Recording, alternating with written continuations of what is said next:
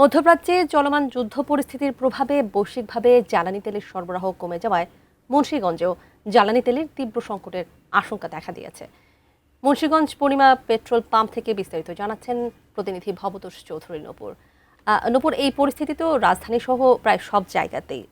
তো মুন্সিগঞ্জের কি অবস্থা এবং সেখানে এই সংকট নিরসনে আসলে কোনো ব্যবস্থা নেওয়া হচ্ছে কিনা, আপনি সেখানে আছেন, আমাদের একটু বিস্তারিত জানাবেন। আসলে তানি আপনি যেমনটি বলছিলেন যে আসলে মধ্যপ্রাচ্যের চলমান যুদ্ধের কারণে কিন্তু সারা বাংলাদেশের মতোই মুন্সিগঞ্জের একই অবস্থা, একই চিত্র। সারা বাংলাদেশে আপনারা যেরকম চিত্র দেখেন, মুন্সিগঞ্জে পেট্রোল পাম্পগুলিতে সে একই চিত্র রয়েছে। আমি যদি আপনাকে একটু জানিয়ে রাখি যে মুন্সিগঞ্জে কিন্তু প্রায় 19টি পেট্রোল পাম্প রয়েছে। আমাদের এই মুন্সিগঞ্জ জেলা সদর, আমি আছি মুক্তারপুর পঞ্চসার এলাকায়। মুন্সিগঞ্জ জেলা সদরের এখানে একটি পেট্রোল পাম্পই রয়েছে। এই একটি পেট্রোল পাম্প মানে সদর উপজেলার সকল মানুষ, শুধু সদর উপজেলা নয়, অন্য অন্য উপজেলা থেকে, অন্য অন্য স্থান থেকেও মানুষ এখানে তেল দিতে আসে। কিন্তু সারা বাংলাদেশের মতো এখানে একই চিত্র। আপনি দেখতে পাচ্ছেন যে এখানে যে মোটর সাইকেল যে যারা চালান অকটেন নেওয়ার জন্য আসেন, তারা কিন্তু ইতিমধ্যে তেল না নিয়ে ফিরে যাচ্ছেন। আমি এখানে যে পূর্ণিমা ফিলিং স্টেশনে যে কর্তৃপক্ষ আছে তার সাথে আমি কথা বলেছিলাম। তারা আমাকে যতটুকু জানিয়েছে যে আসলে চাহিদা তাদের প্রতিদিন বর্তমানে তাদের চাহিদা 5 থেকে 6,000 লিটার, কিন্তু ডিপো থেকে তারা পাচ্ছে হলো 1 থেকে 1,500 লিটার।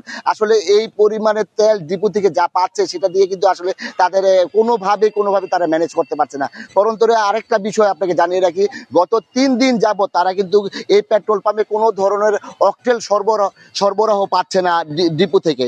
তো আসলে আমাদের সর্বোপরি যে পরিস্থিতি, এখানে মানুষ আসছে ফিরে যাচ্ছে, শুধুমাত্র আপনার গণপরিবহন এবং যাত্রীবাহী যেই বাসগুলা রয়েছে সেগুলাতে ডিজেল দিতে পারছে, কিন্তু অকটেন পেট্রোল এগুলা নেই বললেই চলে। আমি সকাল থেকে এখানে রয়েছি, যে প্রচুর আমি মোটর সাইকেল যে আরোহীরা আসছেন মোটর সাইকেল চালিয়ে যে তেল নিতে, কিন্তু তারা তেল পাচ্ছেন না, তারা আবার এখানে অপেক্ষা করে চলে যাচ্ছেন। আসলে এরকম একটি পরিস্থিতি। কিন্তু সর্বোপরি আমি যতটুকু জেনেছি যে এখানে কিন্তু আসলে দাম কিন্তু বেশি রাখা হয় না, এবং পুলিশ প্রশাসনের একটি তদারকিও রয়েছে এখানে। আর আরেকটা বিষয়, যে স্মার্ট কার্ডের দেওয়ার ব্যাপারটি রয়েছে, এটা কিন্তু আমাদের মুন্সিগঞ্জে এখনো এটার কার্যক্রম শুরু হয়নি।